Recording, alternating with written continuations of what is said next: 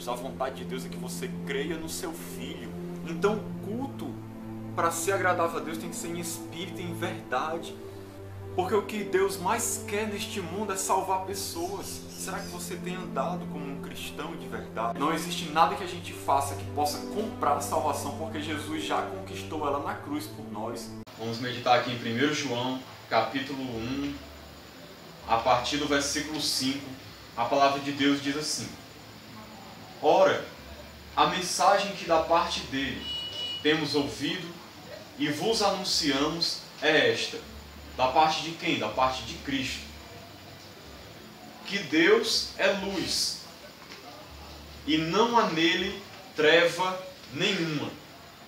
Se dissermos que mantemos comunhão com ele e andarmos nas trevas, mentimos e não praticamos a verdade.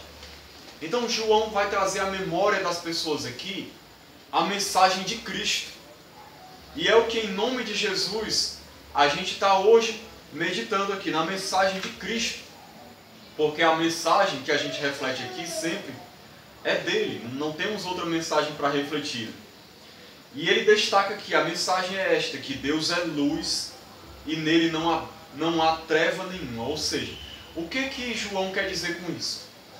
Que Deus ele é totalmente puro. A luz aqui é para falar na questão de pureza, de santidade, a questão de que não há nada de mal em Deus, nenhum tipo de contaminação, nenhum tipo de impureza, pecado, maldade, intenção maligna, seja lá o que for, não há em Deus. Como diz aqui, não há nele treva nenhuma. Treva está relacionado à maldade, ao pecado, tudo aquilo que é de ruim. E em Deus não habita nada disso. Deus ele é totalmente santo, totalmente puro, totalmente perfeito, totalmente bom. Quando contemplamos, nós só vemos luz. Só há luz em Deus, não há treva nenhuma. É o contrário de Satanás, que é o príncipe das trevas. Nele só há maldade, que ele peca desde o princípio, como diz a palavra de Deus. Mas Deus não é assim.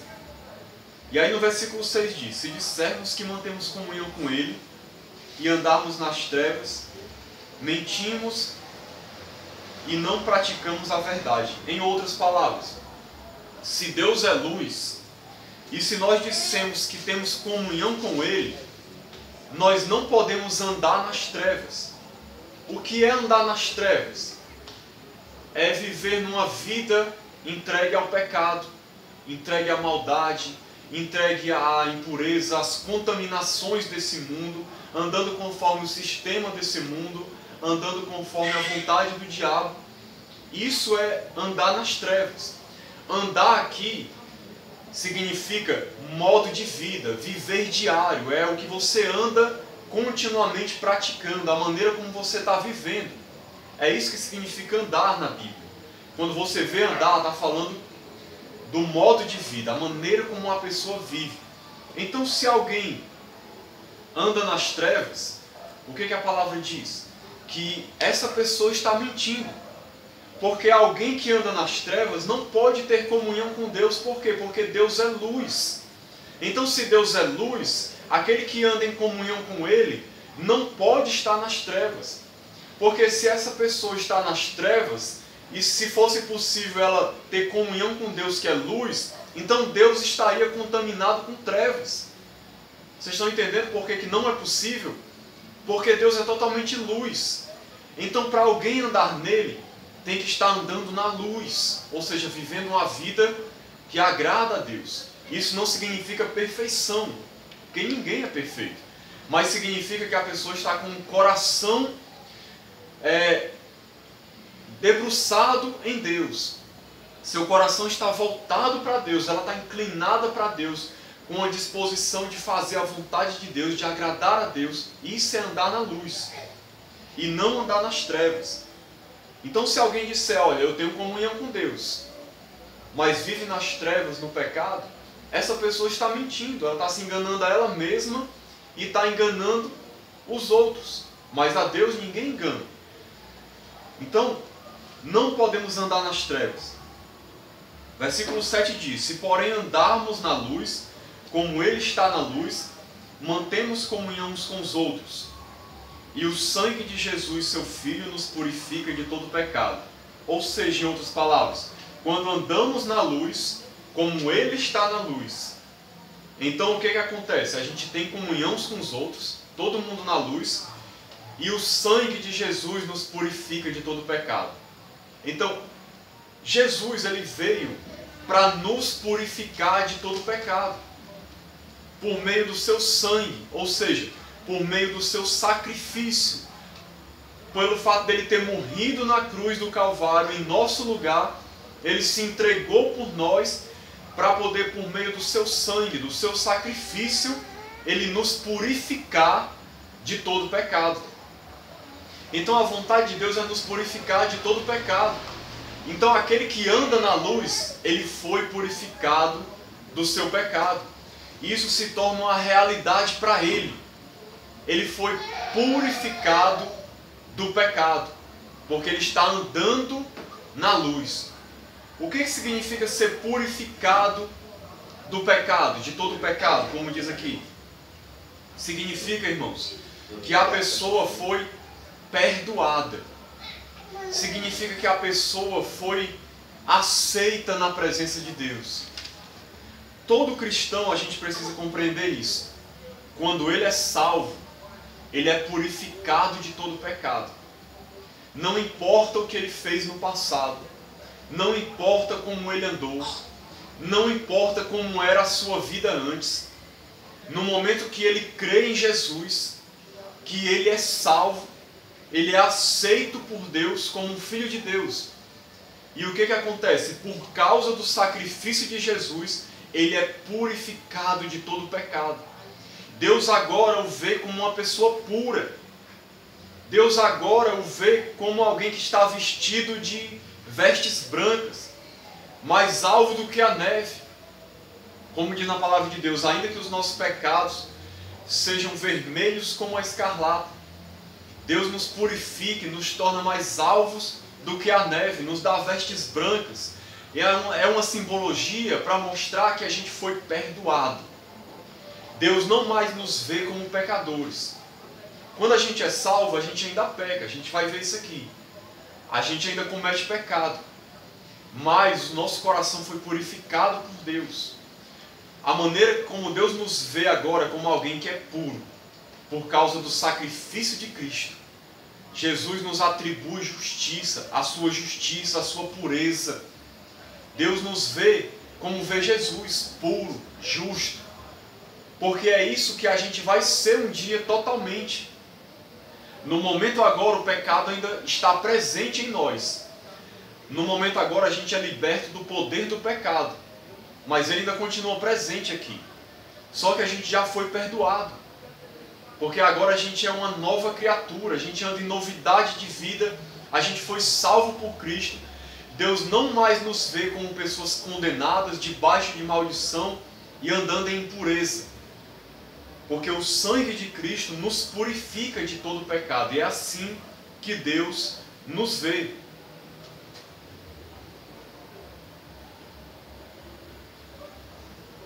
Versículo 8. Se dissermos que não temos pecado nenhum, a nós mesmos nos enganamos, e a verdade não está em nós. Se confessarmos os nossos pecados, Ele é fiel e justo para nos perdoar os pecados e nos purificar de toda injustiça. Se dissermos que não temos cometido pecado, fazemo-lo mentiroso, e a sua palavra não está em nós. Então vamos analisar isso aqui, que é muito importante. O versículo 8 diz que se dissermos que não temos pecado nenhum, a nós mesmos nos enganamos e a verdade não está em nós. Ou seja, se a gente disser para Deus que a gente é uma pessoa perfeita, que não tem pecado, que não erra, nós estamos mentindo. Nós estamos mentindo porque nós somos pecadores. A Bíblia afirma que nós pecamos, nós somos pecadores. Todas as pessoas desse mundo são pecadores. Todas as pessoas estavam debaixo de condenação, debaixo de maldição. Como diz na palavra de Deus em Romanos 3:23, porque todos pecaram e carecem da glória de Deus, estão destituídos da glória de Deus, estão separados de Deus. Então, se alguém disser que não tem pecado, está se enganando e mentindo, porque essa não é a realidade. Então, o que é que a gente deve admitir? Nós somos pecadores. Nós somos pecadores. Nós pecamos. Mas qual é o conselho da Bíblia? Se confessarmos os nossos pecados, Ele é fiel e justo para nos perdoar os pecados e nos purificar de toda injustiça. Essa é a grande promessa de Deus. Nós temos que compreender que nós temos pecado. Nós temos que admitir isso, reconhecer diante de Deus. Alguém só pode ser verdadeiramente salvo quando ela reconhece diante de Deus que ela é um pecador. Ninguém é salvo se não fizer essa confissão diante de Deus. Não é diante de homem nenhum, é diante de Deus. É você ser convencido que é um pecador, perceber que você está num estado miserável de pecado e chegar para Deus e dizer: meu Deus, tem misericórdia de mim, perdoa os meus pecados, porque Tu és um Deus santo, um Deus que é luz, e eu estou nas trevas, eu habito em trevas. Eu estou falando aqui de uma pessoa que não tem Cristo. Ela tem que fazer essa confissão, ela precisa confessar os seus pecados a Deus. Ninguém é salvo se não fizer essa confissão inicial. Nós vemos muita gente nas igrejas hoje simplesmente mudando de religião, deixando de ser católico, se tornando evangélico, deixando de ser macumbeiro e se tornando evangélico, deixando de ser espírita para ser evangélico. Às vezes só porque quer ser abençoado por Deus, porque quer alguma cura, porque tem amigos na igreja, porque tem familiares, porque gostou das pessoas, gostou de como é que é os cultos, ou então recebeu alguma bênção de Deus e está agradecido, ou então está atrás de algum milagre, ou às vezes está atrás de algum benefício material, aí vem para a igreja evangélica. E ali se acostuma a estar na igreja evangélica, acha bom, acha legal, e aí continua, faz amizades, se envolve num círculo social e continua na igreja. Só que essa pessoa muitas vezes nunca reconheceu que é um pecador, nunca percebeu a sua miséria. Ela nunca chegou para Deus e se arrependeu de verdade. Porque toda pessoa precisa fazer isso, confessar os seus pecados a Deus. Chegar para Deus e dizer: Senhor, eu sou um pecador, tem misericórdia de mim, perdoa os meus pecados, me aceita na Tua presença, eu sei que eu não mereço, mas por causa do sacrifício do Teu Filho, me recebe, me salva. E aí ela se arrepender dos pecados. E o que significa se arrepender? É uma pessoa que está com a disposição no coração de não mais viver naqueles pecados, mas de mudar de vida. Porque não adianta nada também confessar para Deus: Senhor, me perdoa, sendo que não há uma disposição no coração de mudar. No outro dia a pessoa continua fazendo as mesmas coisas. Isso não é arrependimento. O que é arrependimento? É quando você confessa seus pecados a Deus e há uma disposição no seu coração, um desejo de mudar de vida, de ser diferente, de agradar a Deus, de não mais ter prazer naquelas coisas, mas ter prazer em Deus agora. Então essa é a vontade de Deus. E o que acontece? Quando a gente confessa os nossos pecados, Ele é fiel e justo para nos perdoar os pecados e nos purificar de toda injustiça. Quando nós pedimos perdão, Deus Ele nos perdoa de todo pecado. Ele é fiel e justo. Ou seja, não importa o que a gente tenha feito, não importa o tamanho do pecado, Deus é fiel. Ele prometeu que perdoaria aqueles que confessassem seus pecados por causa do sacrifício do seu Filho. Então Ele é fiel, Ele cumpre a sua palavra, Ele perdoa. Perdoa realmente. E Ele é justo, ou seja, Ele justifica o pecador. O pecador agora vai ser considerado santo diante de Deus. Vai ser salvo. E Ele purifica a pessoa de todo pecado. A pessoa agora vai ser perdoada de tudo que ela fez. Deus não mais vai se lembrar, Deus não vai levar em conta mais, ela vai ser totalmente perdoada. Não precisa mais a pessoa ficar se culpando, lembrando do que fez no passado. Ah, Deus, eu fiz isso, eu fiz aquilo. Não. O perdão de Deus é total. se houve uma confissão real, se houve um arrependimento verdadeiro, Deus perdoa totalmente os pecados da pessoa. Totalmente. O perdão de Deus é completo. Você foi totalmente absolvido. Não está mais debaixo de condenação nem maldição nenhuma. Nenhuma mais. É totalmente perdoado. É isso que a palavra de Deus diz.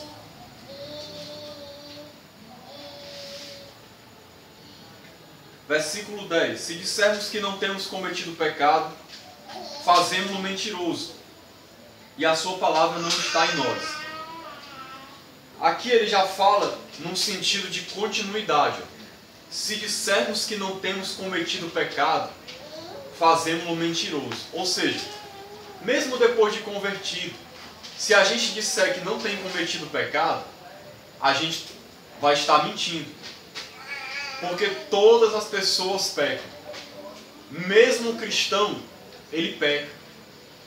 O cristão peca todo dia. Mesmo que ele não queira. Todo dia ele peca. Porque nós somos imperfeitos. A gente não consegue agradar a Deus perfeitamente. Se a gente disser que não tem cometido pecado, a gente está mentindo. E a sua palavra não está em nós. A gente vai ser um mentiroso. Se a gente disser assim, Deus me salvou, agora eu sou perfeito, eu não erro mais. É mentira. Agora, qual é a diferença do cristão e o não cristão? O cristão, ele peca, mas ele não tem mais prazer no pecado.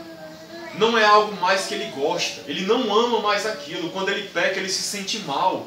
A sua vontade é se arrepender. Ele odeia aquilo, ele odeia ter cometido aquilo, ele odeia aquelas coisas que porventura ele tenha feito ou falado. Ele não tem prazer, ele se sente mal quando ele percebe que pecou. Porque há nele agora o Espírito, ele foi uma pessoa salva. Então ele agora não tem prazer no pecado nenhum. Já o não cristão, ele não tem nenhum temor a Deus, não tem respeito, ele continua no pecado descaradamente, voluntariamente, sem nem se importar com o que Deus pensa ou não. Ele não está nem aí. Mas essa é a diferença entre o cristão e o não cristão. Agora no capítulo 2 ele continua dizendo assim: filhinhos meus, estas coisas vos escrevo para que não pequeis. Ou seja, João está escrevendo a sua carta porque ele quer que a igreja não viva no pecado, que a igreja não peque, que a gente faça o possível para não pecar. Essa é a vontade dele. Só que ele diz assim: se todavia alguém pecar, temos advogado junto ao Pai, Jesus Cristo, o justo. Por que ele diz isso? Se todavia alguém pecar. E ele está falando isso para a igreja. Ele está falando filhinhos meus, ou seja, os filhos na fé. Então ele está dizendo, se todavia alguém pecar, a minha vontade é que vocês não pequem. Eu estou escrevendo, orientando vocês para vocês não errarem. Mas se alguém pecar, ou seja, ele está admitindo que existe essa possibilidade na vida do cristão. O cristão, ele peca. Por isso que ele diz, olha, mas se você pecar, saiba de uma coisa. Deixa eu dizer uma verdade para você. Nós temos um advogado junto ao Pai, Jesus Cristo, o justo. Ou seja, o que significa isso? Jesus Cristo, depois que ele morreu, ressuscitou, ele subiu aos céus e ele agora está sentado à direita de Deus, à destra da majestade, intercedendo por nós, sendo o nosso mediador. Advogado significa isso: mediador, intercessor, consolador, ajudador. É a palavra paracleto em grego, a mesma palavra que é usada para o Espírito Santo, quando ele é chamado de consolador, de ajudador. Jesus Cristo é isso. Paracleto, no grego, lá era alguém que era colocado do lado de uma pessoa com a função de ajudar. Então Jesus, ele está do lado do Pai para ser o nosso ajudador. Aquele que intercede por nós, que faz mediação por nós, por causa do seu sacrifício. É por isso, amados irmãos, que nós falamos e pregamos que não existe nenhum outro mediador, nem intercessor fora Cristo. Se alguém estabelecer um intercessor ou um mediador para interceder pelas pessoas que não é Cristo, isso na verdade é blasfêmia.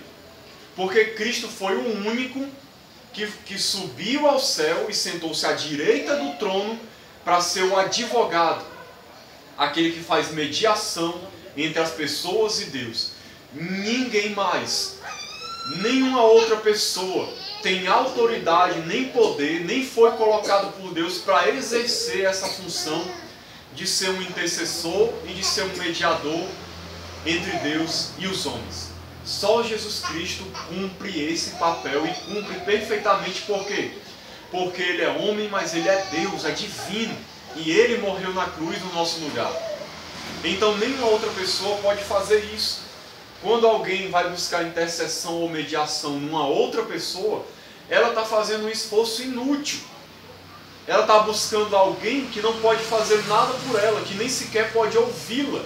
Porque para poder ouvi-la teria que ser Deus, teria que ter o atributo de onisciência, de poder ouvir as orações das pessoas no mundo, de ter capacidade de atender os pedidos de toda a humanidade, e nenhum ser humano na face da terra tem esse poder, tem essa condição. Então, quando alguém busca um outro intercessor, um outro mediador, está fazendo um esforço inútil e não vai ser ouvido. E ainda está blasfemando, porque em vez de estar buscando a Deus, está buscando socorro num homem ou numa mulher. E é uma abominação diante de Deus. Porque Jesus é o nosso advogado. Ou seja, se a gente pecar, o que João está ensinando aqui? Não se preocupe, você tem um advogado. Então, o que você tem que fazer? Você busca a Deus em nome de Jesus. Com a mediação dele, você vai alcançar o quê? Perdão, misericórdia, graça, ajuda de Deus.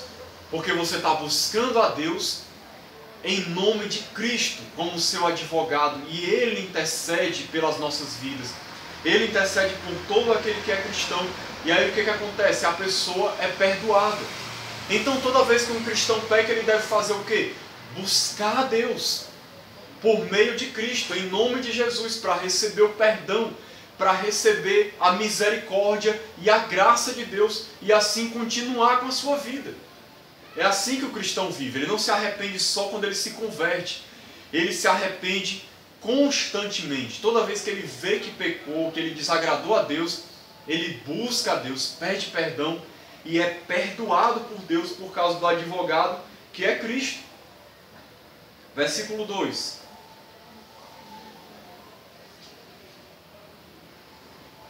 E Ele é a propiciação pelos nossos pecados, e não somente pelos nossos próprios, mas ainda pelos do mundo inteiro. Propiciação, irmão, só para a gente entender, é um sacrifício com o objetivo de aplacar a ira de Deus, o juízo divino. Jesus, ele fez esse sacrifício. Ele sacrificou a sua vida para poder a ira de Deus não cair sobre nós. Por isso que ele é propiciação pelos nossos pecados. Os nossos pecados atraem a ira de Deus. Mas quando Cristo morreu por nós, doou a sua vida por nós, a ira de Deus caiu sobre ele e foi aplacada da nossa vida. A ira de Deus agora não cai mais sobre nós. A única coisa que vem sobre a igreja agora é misericórdia, é perdão, é graça, é favor de Deus, por causa do sacrifício de Cristo. Porque se não fosse o sacrifício de Cristo, continuaria vindo sobre nós a ira de Deus, a condenação de Deus por causa do nosso pecado. Mas como ele morreu pelos nossos pecados, a ira de Deus caiu sobre ele e foi aplacada da nossa vida. Versículo 3. Ora, sabemos que o temos conhecido por isto, se guardamos os seus mandamentos. Veja só, João vai ensinar aqui agora uma coisa interessante. Como é que a gente sabe que conhece a Deus? O conhecer aqui, entendam bem, quando João fala de conhecer, geralmente quando a Bíblia fala sobre conhecer, não é só saber que Deus existe. Ele não está falando disso, porque ele fala aqui, sabemos que o temos conhecido. Ele não está falando assim, olha, você vai saber que Deus existe se a sua vida for assim. Não. Uma coisa é ter um conhecimento teórico de Deus, saber que Deus existe. Muita gente acredita que Deus existe, mas não é desse conhecimento que ele está falando. O conhecimento aqui é um relacionamento de intimidade, de comunhão com Deus, é ser amigo de Deus, é ter um envolvimento com Ele, é conhecê-lo, é como alguém que anda com Deus. Então como é que a gente sabe que a gente anda com Deus? Que a gente tem uma amizade com Ele, que a gente pertence a Ele, que a gente é dele, que a gente é servo dele, filho dele. Ele dá aqui o sinal: se guardamos os seus mandamentos. Aquele que diz, eu conheço, e não guarda os seus mandamentos, é mentiroso, e nele não está a verdade. Ou seja, como é que a gente sabe, irmãos, que nós conhecemos a Deus? Ou seja, que nós somos salvos, cristãos, filhos de Deus. Há evidências na nossa vida. Toda pessoa deveria examinar sempre a si mesma.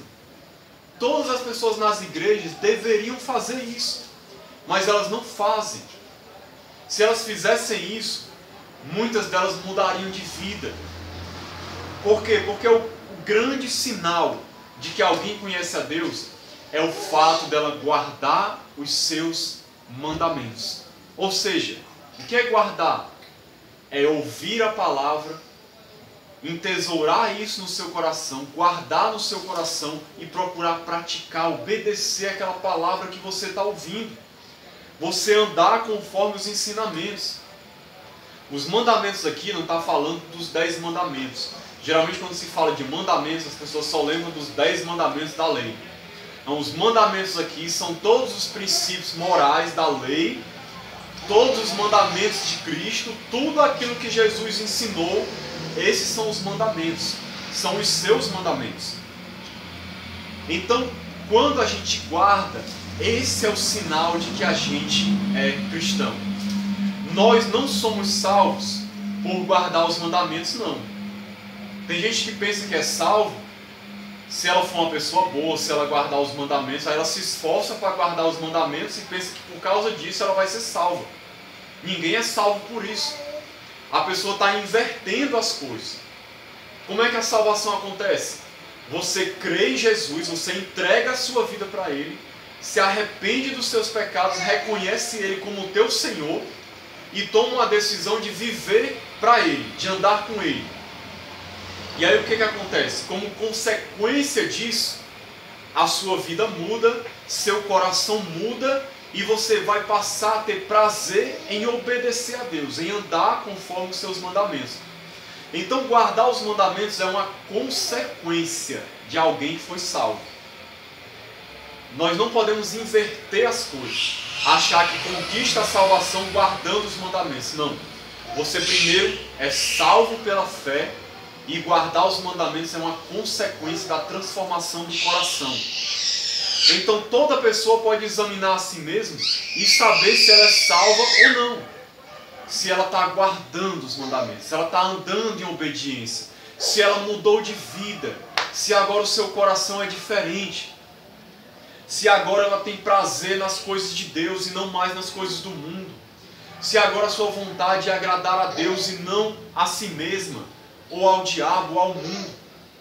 Quando alguém é salvo, a vontade dela é agradar a Jesus, é servir a Deus, é fazer a vontade de Deus, é estar na presença de Deus, é fazer aquilo que alegra o coração de Deus. E ela passa a ter ódio, nojo, repugnância pelo pecado.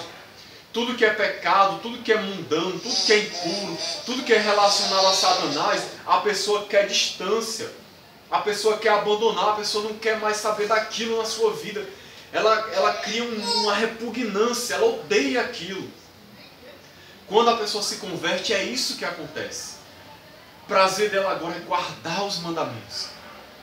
É por isso que ele diz que se alguém fala assim para Deus: Deus, eu te conheço. Deus, eu te conheço, eu ando contigo, eu sou teu amigo, mas não guarda os seus mandamentos. O que Deus diz dessa pessoa? Ela é mentirosa. Porque se alguém diz assim: eu ando com Deus, mas vive no pecado, não tem prazer em Deus, não tem prazer em agradar a Deus, só faz coisas que agradem a sua carne, o pecado que está nela, os prazeres do mundo, ela está mentindo, está se enganando, está dizendo que conhece a Deus, mas na verdade não conhece. Porque o que conhece, ele anda diferente. anda em novidade de vida. É por isso que Paulo diz: aquele que está em Cristo, nova criatura é. As coisas velhas já passaram, tudo se fez novo. Então guardar os mandamentos faz parte disso, da mudança de vida. Vamos para o versículo 5.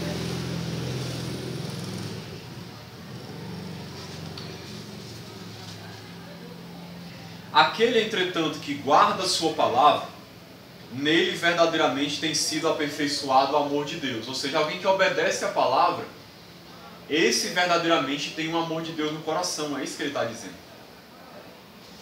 Nisto sabemos que estamos nele. Aquele que diz que permanece nele, esse deve também andar assim como ele andou. Veja que coisa interessante. Esse versículo é maravilhoso. Olha, se aquele que diz que permanece nele, ou seja, a pessoa que faz uma confissão que diz: eu sou cristão, eu sirvo a Deus. Você é cristão, você serve a Deus, tudo bem. Pois esse deve andar assim como ele andou. Ele quem? Jesus. Jesus, irmãos. A gente deve olhar sempre para a nossa vida e pensar assim: será que eu sou parecido com Cristo? Será que eu sou como Jesus? Porque o objetivo de Deus na nossa vida é nos transformar conforme a imagem de Cristo. Então a gente precisa se examinar: será que eu sou parecido com Cristo? Será que eu amo como Ele ama? Será que eu procuro ajudar as pessoas? Será que eu tenho prazer em obedecer o Pai, como era Jesus? Será que eu tenho prazer nas coisas de Deus, na palavra, na oração, em obedecer, em andar na presença de Deus, em abençoar a vida das pessoas? Será que eu tenho andado como Jesus, fazendo bem, pregando a palavra, procurando ser uma pessoa de caráter exemplar, que anda em obediência, que dá bom testemunho, que não dá motivo para ninguém apontar o dedo? Porque ninguém conseguia apontar o dedo para Jesus e acusar ele de alguma coisa porque ele andava em obediência ao Pai.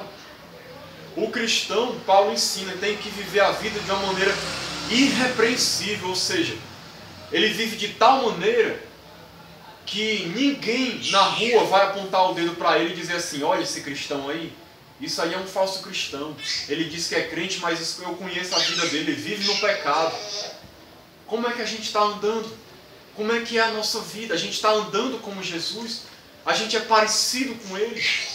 Então essa é a vontade de Deus. Para finalizar, irmãos, eu vou ler aqui, só para enriquecer mais essa questão de que o cristão não vive no pecado.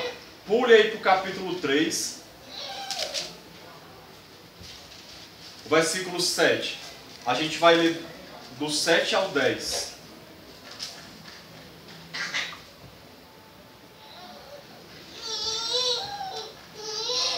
Diz assim: filhinhos, não vos deixeis enganar por ninguém.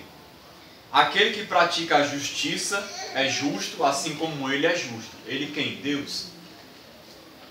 Aquele que pratica o pecado procede do diabo, porque o diabo vive pecando desde o princípio.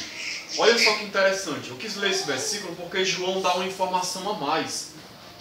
Ele diz aqui que aquele que pratica o pecado procede do diabo. Então, veja só que interessante.